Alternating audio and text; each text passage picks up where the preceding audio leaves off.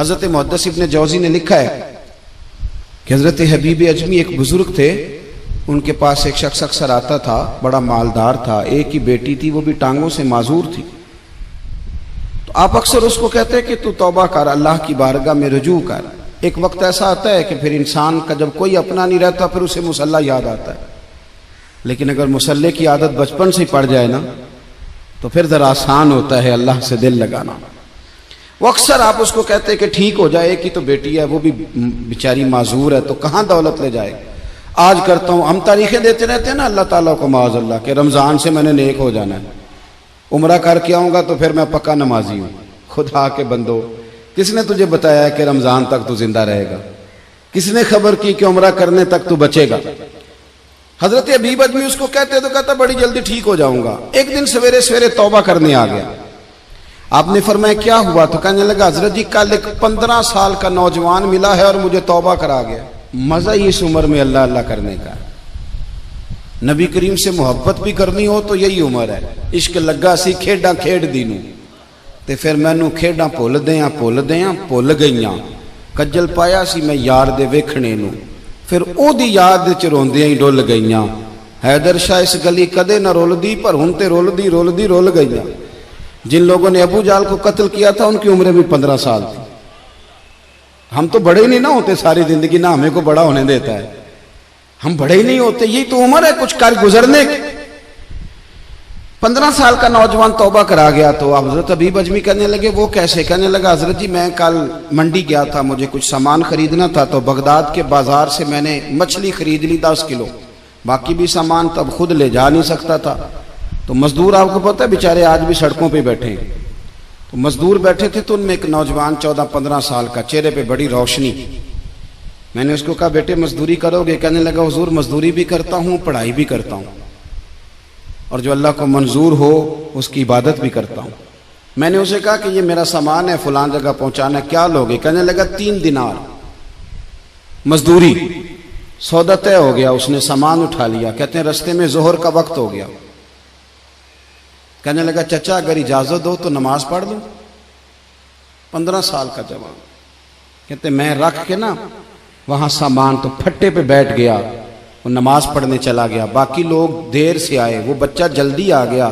میں نے کہا بیٹے آپ جلدی آ گئے؟ کہنے لگے نفل چھوڑ دیے، آپ یہی نہ سمجھ لیں کہ کام چور ہے، میں بعد میں پڑھ لوں گا۔ کہتے ہیں وہ دوپہر کا وقت، رمضان بھی نہیں تھا، میں اس بچے کو نوجوان کو گھر لے گیا اور میں نے اپنی بیوی سے کہا کہ بڑا نیک ہے، نمازی ہے، اور راستے میں یہ بھی ہوا ہے کہ میں نے اسے ایک دفعہ کہا ہے کہ یہ مجھے تھوڑی دیر کے لیے دے دو، گرمی بڑی ہے، تمہیں پسینہ آ رہا ہے، میں اٹھا لیتا ہوں۔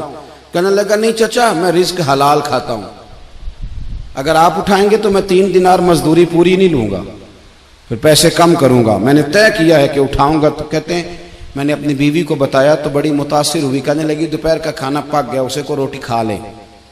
رمضان بھی نہیں تھا، کہتے میں باہر نکلا، اس کو 3 دینار تھمائے، تو میں نے کہا بیٹے ایک بات میری مانو گے؟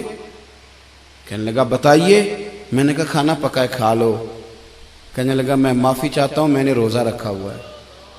حضور نے حکم دیا، حکم نبی کریم نے حکم دیا، بخاری مسلم کی حدیث ہے، فرمایا نوجوانوں اگر تمہارے پاس طاقت ہے تو نکاح کر لو ورنہ روزے رکھو۔ حکم دیا، یا نکاح اور یا روزے، یہ سرکار کا حکم ہے۔ بھائی نفلی روزہ نفس کی قوتوں کو کچلتا ہے، انسان میں نورانیت اور روحانیت لاتا ہے۔ کہتے وہ کہنے لگا میں نے روزہ رکھا ہے، میں اور متاثر ہو گیا۔ میں نے کہا اب کیا کرو گے؟ کہیں اور جانا ہے؟ کہنے لگا نہیں، میں جس دن 3 دینار کما لیتا ہوں پھر میں مزید لالچ نہیں کرتا، باقی وقت یا قرآن مجید پڑھتا رہتا ہوں یا نبی پاک پہ درود شریف پڑھتا رہتا ہوں۔ آپ بتائیں؟ تو میں نے کہا کہ افطار میرے ساتھ کر لو۔ کہتے ہیں میں اسے مسجد چھوڑ آیا اور خود میں لوٹ آیا۔ افطار کے بعد میں اسے لایا، کھانا کھلایا، عشاء پڑھی۔ اس کا گھر دور تھا، میں نے ڈرائنگ روم کھول دیا، بیٹھک کھول دی، وہیں وہ سو گیا۔ میری 20 سال کی معذور بچی کبھی چل نہیں سکتی تھی، کوئی طبیب کوئی حکیم میں نے چھوڑا نہیں تھا اس کو دکھایا نہ ہو۔ ایک ہی بیٹی، وہ بھی معذور پیدائشی۔ اس کے کمرے میں گئے، میاں بیوی اسے کھانا کھلا اور بتایا بیٹے ایک نوجوان ہے، بڑا نیک ہے ہمارے گھر میں آج، بڑا پرہیزگار۔ پتہ ہے حضور نے کیا فرمایا؟ نبی کریم فرماتے ہیں جب نوجوان اٹھ کے تہجد پڑھتا ہے نا، نوجوان تو اللہ فرشتوں کے سامنے اس نوجوان پر فخر فرماتا ہے. اللہ فخر کرتا ہے کہ عمر دیکھو اور دیکھو یہ میری بارگاہ. اللہ فخر کرتا ہے, اللہ یعنی خدا خود میر مجلس بود, اللہ فخر کرتا ہے. اب سوچیں, تو ہم نے اپنی بیٹی کو بتایا کہ نوجوان اور بڑا نیک ہے, تو کہتے ہیں وہ کھانا کھلا کے ہم واپس آ گئے. آدھی رات کا وقت ہوا تو دروازے پہ دستک ہوئی. بچی اپنے کمرے میں سو رہی تھی, ہم اپنے کمرے میں, وہ بیٹھک میں. گھبرا کے اٹھے کہ اس وقت کون ہے دروازے پہ؟ تو بیٹی کہنے لگی ابا دروازہ تو کھولنا. کہتے ہیں دروازہ کھولا تو 20 سال ہو گئے تھے بیٹی کو, کبھی اس نے چل کے نہیں دکھایا تھا, کبھی دوڑ کے ادھر جاتی, کبھی ادھر آتی. کہتی ہے الحمدللہ اللہ نے میری ٹانگیں ٹھیک کر دی.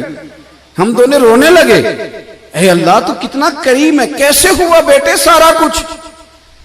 تو بیٹی کہنے لگی ابا آپ نے کہا تھا نا کہ نیک نوجوان آیا ہے, تو میرے دل میں خیال آیا اللہ اگر واقعی نیک ہے تو اس کے صدقے مجھے شفا ہی دے دے.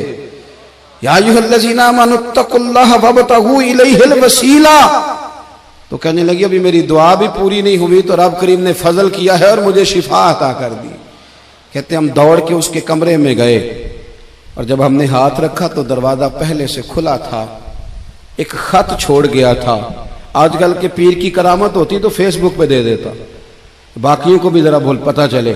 کہتے ہیں وہ خط چھوڑ گیا اپنے بستر پہ کہ اگر تم لوگوں کو مجھ سے محبت ہو گئی ہے تو میرے پیچھے نہ دوڑنا, اس رب کی بارگاہ میں جھکنا جس رب نے میرے اوپر بھی فضل فرمایا ہے اور آپ پر بھی کرم فرمایا. میرے نوجوان دوستو, یہ جو بچپنا ہمیں لوگ کہتے ہیں نا ابھی بچے ہو, ابھی جب آپ بالغ ہو گئے تو نماز فرض ہو گئی, سچ بولنا ضروری ہو گیا, رزق حلال کھانا ضروری ہو گیا, شریعت ساری کی ساری لاگو ہو. ایک تو درگزر سے کام لیں, دوسرا اپنی زندگی کے اندر خواہشات کو چھوڑیں. سادہ کھانا تو ویسے ہی انسان کو تندرست رکھتا ہے. یہ جو چکر ہم نے ڈالا ہوا ہے نا مرضیاں کرنے کا, اب موٹر سائیکل بالکل اچھی بھلی ہوتی ہے پر سفارش یہ ہے کہ ماڈل پرانا ہو گیا ہے, تو یہ تو کمزور لوگوں کی علامت ہے. امام اعظم ابو حنیفہ رحمت اللہ علیہ کو بادشاہ نے بلا کے کہا تھا کہ میں آپ کو چیف جسٹس بنانا چاہتا ہوں, قاضی القضاء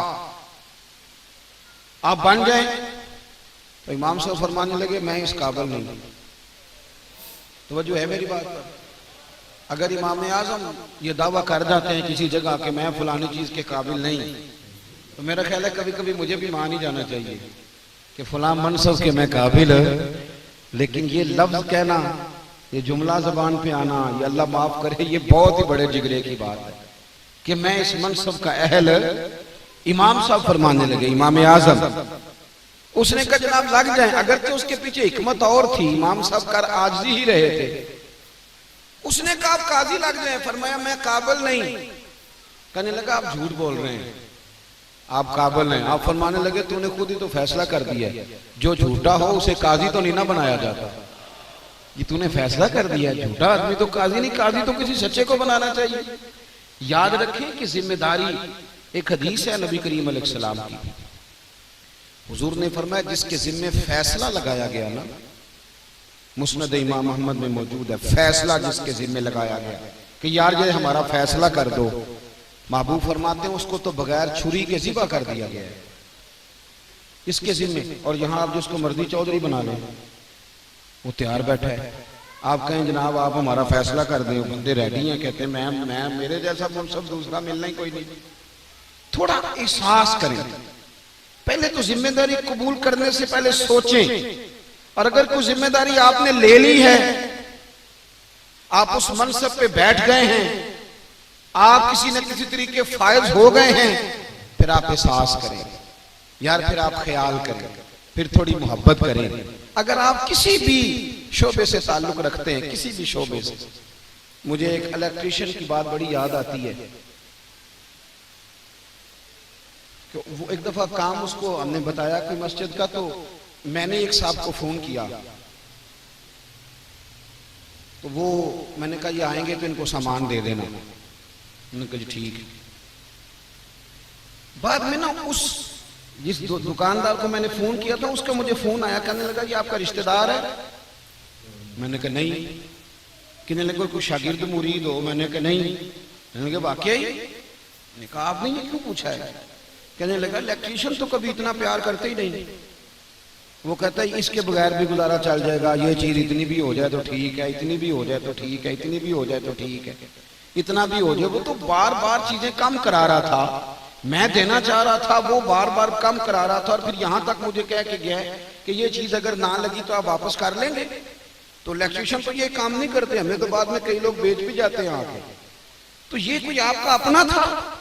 میں نے کہا یار نہیں، ایسی تو کوئی بات نہیں ہے، پہلی ملاقات ہوئی ہے۔ میں اس شخص کے پاس گیا، میں نے کہا یار دکاندار آپ کی بڑی تعریف کر رہا تھا، تو وہ کہنے لگا میری ماں نے مجھے ایک ہی نصیحت کی تھی، بالکل ان پڑھ، اور پیر صاحب کی نہیں، استاد صاحب کی نہیں، اماں کی بات سناتا ہے، کہتا ہے اماں نے ایک ہی نصیحت کی تھی کہ بیٹا کسی کا بھلا کرے گا تو رب تیرا بھی بھلا کرے گا۔ مطلب اس میں کوئی لیکچر نہیں ہے، اس میں کوئی تفصیلات نہیں ہے، اس میں کوئی مسجع مکفہ۔ تو کہتا ہے میں نہ جہاں جہاں بھی کام کرتا ہوں کوشش کرتا ہوں مالکوں کا بھلا ہو جائے۔ تو وہ جو سامان تھا نا اس سے گنجائش بھی نکل سکتا۔ بھائی کیا بگڑے گا اگر آپ ذمہ داری سے کام کریں گے؟ مطلب کیا بگڑے گا اگر مزدور مسالہ اتنا بنائے جتنا کو اس کو پتہ لگ جانا، اور تھوڑی مہربانی کرے، تھوڑی توجہ دے، کسی کا نقصان نہ کرے، تو پھر اللہ بھی اسے برکت عطا فرماتا ہے۔ لیکن ہمارے مزاجوں میں وہ چیز ہی نہیں۔ میں کہا کرتا ہوں کہ ٹیچر ہونا، اسکول کا ٹیچر ہونا بہت بڑی بات ہے نا، اور ٹیچر وہ جلوس بھی نکالتے اپنے حقوق کے لیے، پر جب ٹیچر چھٹی سے پہلے سموسے منگا کے پیسے ڈال کے سموسے کھا رہے ہوتے، تو انہیں اس وقت بھی اللہ سے ڈرنا چاہیے کہ یہ کلاسیں شور کر رہی ہیں اور استاد سموسے کھا رہے ہیں، چائے پی رہے ہیں۔ انہیں سمجھنا چاہیے کہ اگر استاد کا اکرام بڑا ہے تو پھر استاد کی ذمہ داریاں بھی بڑی ہیں۔ اسے پھر سوچنا چاہیے کہ ہم کس جگہ ہیں اور ہم کیا کر رہے ہیں۔ ہمیں جہاں جہاں بھی آپ ہیں، بحیثیت بیٹے کے، بحیثیت ایک والد کے، بحیثیت ایک استاد کے، بحیثیت ایک شیخ کے، آپ جہاں ہیں، جس منصب پہ ہیں، آپ ذمہ داریوں کا احساس کریں۔ ایسے بھی استاد ہوتے تھے، وہ لوگ بھی ہوتے تھے۔ اقبال اپنے استاد کے بارے میں کہتے ہیں میرا شیخ، میرا استاد جب صبح آتے تھے نا وہ پڑھانے کے لیے، تو کہتے ہیں وہ روٹیاں باندھ کے لایا کرتے تھے، اور وہ انہوں نے نا روٹیاں باندھ کے رکھی ہوئی ہوتی تھیں، اور جب دوپہر کو وقت ہوتا تھا کھانے کا تو وہ دیکھتے تھے کون کون سا بچہ کھانا لایا ہے اور کس کس کی جیب میں پیسے نہیں ہیں۔ فرماتے ہیں پھر وہ ان سب کو بلاتے اور کہتے ہیں کہ میرا دل کر رہا ہے آج میرے ساتھ بیٹھ کے روٹی کھاؤ۔ کہتے ہیں پھر وہ ڈھونڈا کرتے کہ کون کون بچہ ایسا ہے جو فیس جمع نہیں کرا سکتا، کون ہے، پھر وہ اس سے پیار کرتے۔ پھر اقبال تڑپ کے کہنے لگے اگر کوئی شعیب آئے مجھے سر، پھر شبانی سے کلیمی 2 قدم ہے۔ اگر کوئی ایسے لوگ مل جائیں جو احساس کرے کہ مجھے تھوڑا دیکھنا ہے کس کو کہاں کتنی ضرورت ہے، کون آدمی ہے جو جس تک میں پہنچوں گا تو میں اس کا کچھ فائدہ کروں۔ ہم اگر اپنی ذمہ داریاں اس حساب سے پوری کریں، جب کوئی دادا بن جاتا ہے تو ذمہ داریاں اور بڑھ جاتی ہیں، اس لیے کہ اس کو بہت سمجھدار سمجھنے لگتے ہیں اس کے خاندان کے لوگ۔ اب اگر کبھی اس کی منہ سے غلطی سے بھی گالی نکلے گی تو بہت بڑا نقصان کرے گی، بچے عادی ہو جائیں گے، اس کا نقصان ہوگا۔ تو اپنی ذمہ داری خوب اچھے طریقے سے نبھانے کی کوشش کریں، خوب اچھے طریقے، اور کوئی اتنا لمبا فرق نہیں پڑتا۔ صبح اگر 8 بجے سے لے کے آپ کی 4 بجے تک ڈیوٹی ہے نا، تو آپ اگر اس میں سے کوئی داؤ لگانا بھی چاہیں گے تو آپ 1 گھنٹے کا لگا لیں گے، 1 گھنٹے کا۔ تو اگر آپ نے 9 گھنٹے کی ڈیوٹی میں سے 1 گھنٹے کا داؤ فریب کر بھی لیا تو آپ نے بلا وجہ اپنا ہی نقصان کیا۔ 7 گھنٹے تو پھر بھی کرنا ہی تھا، 8 گھنٹے تو کام کرنا ہی تھا، تو چلو وہ گھنٹہ بھی صحیح کر کے اگر کام کر لیتے تو دیانتداری والا معاملہ ہو جاتا، کوئی رقم مشکوک نہ رہتی، ماحول بالکل ٹھیک ہوتا۔ اس لیے سمجھے اس بات کو، ذمہ داری کا خوب احساس کریں، خوب احساس کریں۔ حضرت ابراہیم علیہ السلام کی داڑھی میں نا سفید بال آ گیا۔ یہ سفید بال بھی ایک منصب رکھتے ہیں، پتہ آپ کو، سفید بالوں کا بھی منصب ہے۔ جب داڑھی میں سفید بال آیا نا، داڑھی میں سفید بال آیا تو آپ نے اللہ کریم سے پوچھا یا اللہ یہ کیا ہے؟ تو فرمایا ابراہیم یہ تمہاری عزت ہے، یہ تمہارا وقار ہے، یہ تمہارا اعزاز ہے۔ حضرت سید ابو البرکات شاہ صاحب مفتی اعظم پاکستان اعلیٰ حضرت کے خلیفہ تھے، تو وہ ہزاروں علماء کے، مفتیوں کے، شیوخ کے استاد تھے۔ وہ ہر سال ایک ہی تقریر کرتے تھے دستار فضیلت پر، اور اپنے طالب علموں کو کہا کرتے تھے کہ بھائی لوگ نا تم کہو نہ کہو، لیکن لوگ تمہارا اٹھنا بیٹھنا دین ہی سمجھیں گے، تمہارا بولنا لوگ دین ہی سمجھیں گے، کہیں گے ہمارے مولانا کر رہے ہیں تو کوئی گنجائش ہوگی تو کر رہے ہیں، یہ لوگ دین ہی سمجھیں گے۔ تو یاد رکھنا کہ ایسا نہ ہو، پھر ایسا بھی ہوتا ہے کہ لوگ جب عالم سے، صوفی سے اور درویش سے متنفر ہوتے ہیں تو کئی دفعہ دین سے بھی ہو جاتے ہیں۔ تو ایسا نہ ہو کہ تم کسی ایسے جگہ پہنچ جاؤ کہ تمہارے بہت قریب آنے والا شخص جب پیچھے ہٹے تو مذہب سے ہی پیچھے ہٹ جائے۔ اپنی ذمہ داریوں کا خوب احساس کریں، خوب۔ آپ جس جگہ بیٹھے ہیں، جس جگہ آپ موجود ہیں، وہاں آپ یہ احساس کریں۔ عقیدہ رسالت، اعلیٰ حضرت کے زمانہ مبارکہ میں ایک مولانا نے کہہ دیا کہ حضور کے بعد بھی کوئی نبی آئے تو ختم نبوت میں فرق نہیں پڑتا۔ توجہ ہے میری بات پر؟ ادھر دیکھو میری طرف۔ اعلیٰ حضرت نے پتہ کیا جواب دیا؟ اعلیٰ حضرت فرمانے لگے تو کہتا ہے آ جائے تو فرق نہیں پڑتا، ہم کہتے ہیں آئے کیوں حضور کے بعد؟ ہمیں ضرورت ہی کوئی نہیں، ہمیں کوئی حضور نے کمی چھوڑی، ہمیں حاجت ہی نہیں، آئے کیوں؟ اعلیٰ حضرت نے فتویٰ کفر دیا۔ ایک مولانا اٹھے تو کہنے لگے جیسا علم نبی پاک کو ہے ویسا جانوروں پاگلوں سب کو ہے۔ پھر وہ کہنے لگے میری بات کا یہ مطلب تھا، وہ مطلب تھا، سچے دل سے، بڑے ٹھنڈے دماغ سے۔ دیکھیں میں کوئی اونچا نہیں بول رہا، کوئی جوش میں نہیں ہوں۔ دیکھو ایک بندہ کہتا ہے جیسا علم نبی پاک کو مثال دیتا ہے کہ ایسا عطائی علم تو جانوروں پاگلوں سب کو حاصل ہے۔ وہ کہتا ہے میرا یہ مطلب ہے، میرا وہ مطلب۔ ہمارا سوال یہ ہے کہ تجھے یہ بات کہنے کی ضرورت کیا ہے؟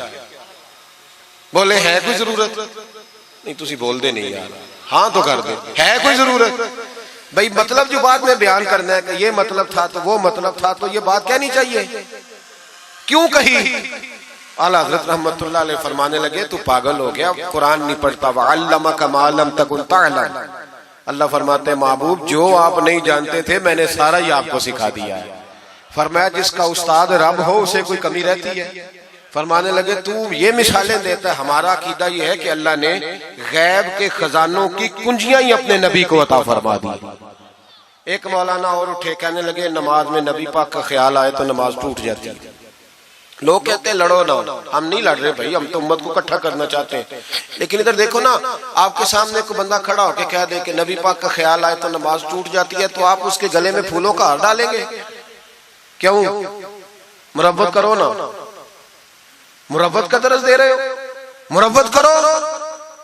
چلے آپ کو ایک مثال دیتا ہوں بڑی سادی۔ اس نے کہا جی حضور کا خیال آئے تو نماز ٹوٹ جاتی ہے، نماز میں آپ درود شریف کے بعد دعا پڑھتے ہیں، دعا کون سی ہے؟ ربنا اغفر لی، آتی ہے نا آپ سب کو، پڑھیے ذرا ربنا اغفر لی۔ اس کا ترجمہ کیا ہے؟ یا اللہ مجھے بھی بخش دے اور میرے ماں باپ کو بھی۔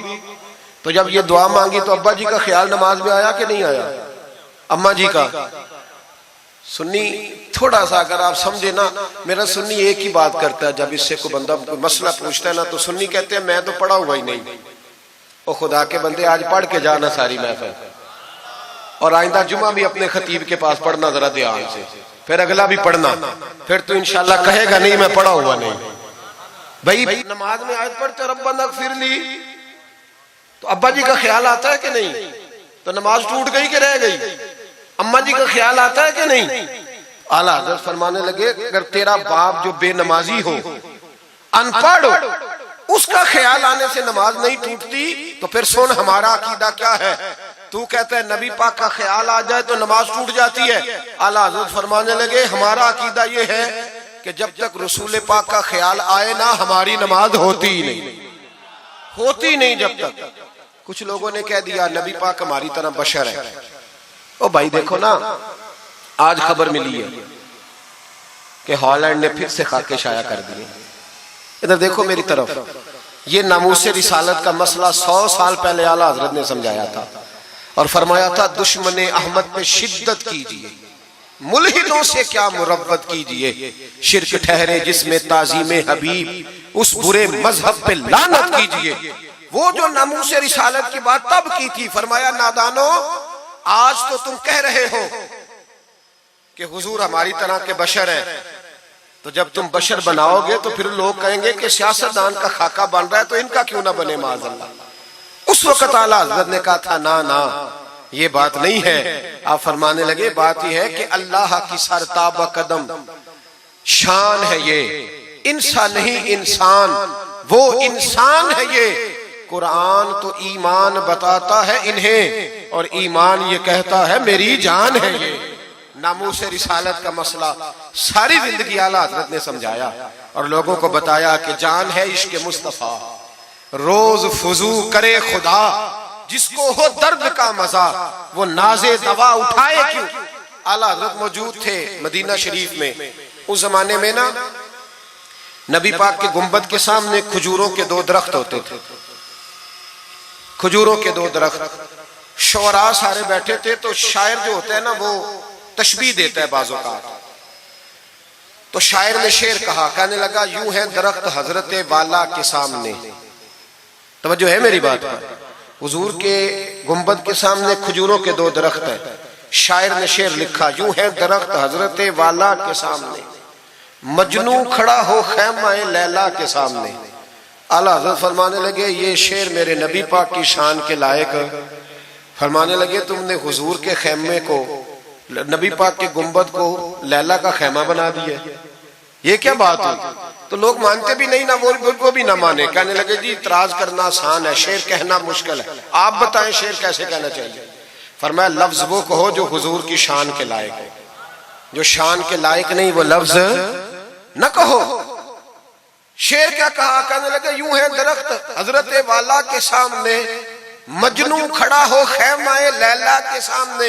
اعلیٰ حضرت فرمانے لگے غلط ہے تشبیہ۔ کہا جی آپ بتا دیں۔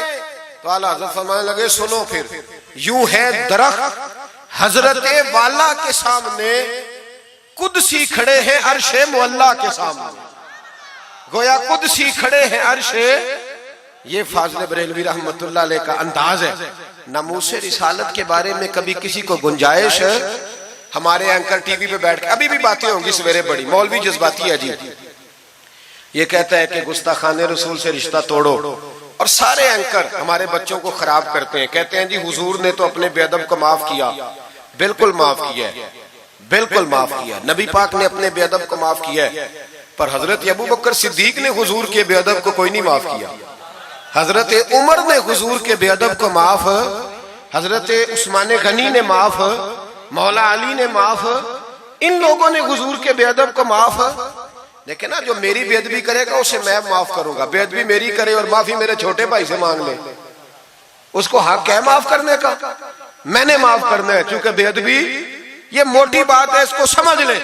اس اجتماع میں میں حکومت پاکستان کو مشورہ دیتا ہوں، بڑا ٹھنڈا مشورہ دیتا ہوں کہ اگر بچنا چاہتے ہو نا تو ان سے تعلق توڑ لو اور انہیں سخت جواب دو، بچ جاؤ گے، ورنہ جو ان سے رشتہ نہیں توڑے گا وہ خود بھی نہیں بچے گا، وہ رو میں بہ جائے گا، وہ اللہ کی پکڑ میں آ جائے گا، اس کے لیے مشکل ہو جائے گا۔ خدا را سخت جواب دو، تمہیں اللہ نے منصب دیا، موقع دیا، سخت جواب دو، سٹینڈ لو۔ لوگ کہتے ہیں علماء کی تقریروں سے کیا ہوتا ہے؟ ہماری تقریروں سے غازی علم دین شہید پیدا ہوتے ہیں، ہماری تقریروں سے عامر چیمہ شہید پیدا ہوتے ہیں، ہماری تقریروں سے غازی ممتاز حسین قادری پیدا ہوتے ہیں، یہ یہاں سے پیدا ہوتے ہیں۔ اس لیے مہربانی کریں، خدا کا خوف کریں اور سخت جواب دیں، اور اپنے مسلمان ہونے کا، آپ مسلمان ہیں، مسلمان ہونے کا ثبوت دے، سخت جواب دے۔ اور اگر وہ نہیں مانتے تو گزارا کھانے پینے روٹی کے بغیر ہو جاتا ہے، پر نبی پاک کے بغیر نہیں ہوتا۔ اس لیے مہربانی کرو، ان کو کرارا جواب جانا چاہیے۔ آپ تائید کرتے ہیں میری بات کی؟ سارے حضرات ہونا چاہیے نا جی ایسا۔ سنا ہے 14 فروری کوئی ڈے منایا جاتا ہے، اور اس میں کچھ لڑکے جو ہیں وہ یہ کہتے ہیں کہ یہ ایک انٹرنیشنل دن ہے جس میں ہم نے پھول دینا ہے کسی لڑکی کو، اظہار محبت کرنا ہے۔ ایک سنار کے بارے میں عارف رومی نے لکھا ہے کہ وہ نا اس نے بے اولاد تھا تو اس نے ایک بچہ لے کے پال لیا، تو بچہ اس کو باپ کہتا تھا، اس کی بیوی کو ماں کہتا تھا۔ انہوں نے لے پالک بچہ تھا، اور یہ لوگ جن کی اولاد نہیں ہوتی ترس جاتے ہیں، کئی دفعہ ترسے ہوئے لوگ تھے، بچے کو لے لیا، پالا، وہ بچے نے بھی حد کر دی فرما برداری کی۔ اب وہ جوان ہو گیا اور بڑا خوبصورت جوان ہوا۔ وہ سنار کہتا ہے کہ ساری زندگی میں نے صفائی میں، نیکی میں گزار دی، ایک دن دکان کے پہ ایک عورت آئی تو وہ کہنے لگی یہ چوڑیاں مجھے خود سے آپ پہنا دیں. وہ کہتا میں نے جب اس کا ہاتھ پکڑا تو میرے دل میں غلط خیال آ گیا, میں نے غلط نظریے سے اس کا ہاتھ پکڑا, اور جب میں نے اس کا وہ ہاتھ اس نظریے سے پکڑ لیا, تھام لیا, بہرحال وہ چلی گئی, لیکن وہ میرے ذہن کے اندر ناپاکی آ گئی. تو میں گھر گیا تو میری بیوی باہر کھڑی تھی اور رو رہی تھی, تڑپ رہی تھی. میں نے اسے کہا کیا ہوا؟ تو وہ کہنے لگی کہ بچہ ساری زندگی فرما بردار رہا, میں نے ماں بن کے پالا, پر آج اس نے غلط ذہن سے میرا ہاتھ پکڑ لیا ہے اور میں تڑپ گئی ہوں, ٹوٹ گئی ہوں کہ یہ اگرچہ لے پالک تھا, کسی کا تھا, پر میں نے تو پتر سمجھ کے پالا تھا, یہ کیا ہوا؟ وہ کہتا میری چیخ نکل گئی. تو میں نے اسے کہا کہ یہ اس کی غلطی نہیں, یہ میری غلطی ہے. میں نے باہر آج نظر گندی کی ہے تو رب نے مجھے سزا دی, یہ مجھے سزا ملی ہے. تو کسی کی بہن کو پھول بھیجنا چاہتا ہے تو اگر اسی رات تیری بہن کو پھول آ گیا تو کسی کی بیٹی پر گندی نظر ڈالتا ہے تو اگر یہ تیرے گھر میں یہ قرض چکانا پڑا. وہ ایک دوست ہے تو وہ پسند کی شادی کر رہا تھا اس کے گھر میں, تو اس کی بہن نے کہا ہے اس سے, اس کی بہن نے کہا, اس نے کہا بھائی تو مرضی کی شادی کر رہا ہے, میرا ابا اپنی پگڑی تیرے پیروں میں رکھتا ہے, ماں دوپٹہ رکھتی ہے کہ بیٹے ہم تباہ ہو جائیں گے, نہ کر. اور آج اگر تیرا یہ حال ہے تو پھر مجھے بھی اجازت دے, میں بھی مرضی کی شادی کروں. تو وہ کانپ گیا بری طرح سے. وہ کہتا ہے یہ تو کیا کہہ رہی ہے؟ اس نے کہا تو تیرے لیے اگر یہ جائز ہے تو میرے لیے کیسے منع ہو گیا؟ تو یہ کوئی مہذب قومیں نہیں جو ایسے کرتی ہیں, یہ کوئی تعلیم یافتہ ہونے کی یا گورا چٹا ہونے کی علامت ہے. کیا آپ کسی کو پھول بھیجیں گے؟ شرم نہیں آتی؟ مہذب قوم اور شریف لوگ کون ہوتے ہیں؟ میرے نبی کریم علیہ السلام نے فرمایا الحیاء من الایمان, حیا تو ایمان کا حصہ ہے. اگر تیری نظر زیادہ جھکی ہوئی ہے تو زیادہ حیا والا ہے. اس لیے یہ کوئی گند مند کسی جگہ بھی کسی شخص کو کرنے کی اجازت نہیں, ورنہ یاد رکھیں اس لیے کہ جب آپ کے گھر میں بہو بیٹیاں ہیں, بہنیں ہیں, پھر بھی آپ یہ ذوق بنائیں تو پھر پتہ نہیں کیا سوچتی ہے دنیا, کہاں رکیں گے. اس لیے یہ ساری رسومات ان لوگوں کی ہیں جو بے حیائی کو پروموٹ کرتے ہیں, اور پھر طرح طرح کے وائرس ان کی زندگیوں میں آتے ہیں, پھر ان کی لاشوں سے تعفن نکلتا ہے, تعفن, اور پھر یہ حال ہوتا ہے کہ وہ دفنانے کے نہیں جلائے جانے کے قابل ہو. اللہ سے ڈرے, اللہ ہمارے حال پہ رحم فرمائے. اس لیے کوئی ایسی غلط حرکت نہیں کریں, بچوں پر نظر رکھیں. اللہ ہمیں سمجھنے کی توفیق عطا فرمائے.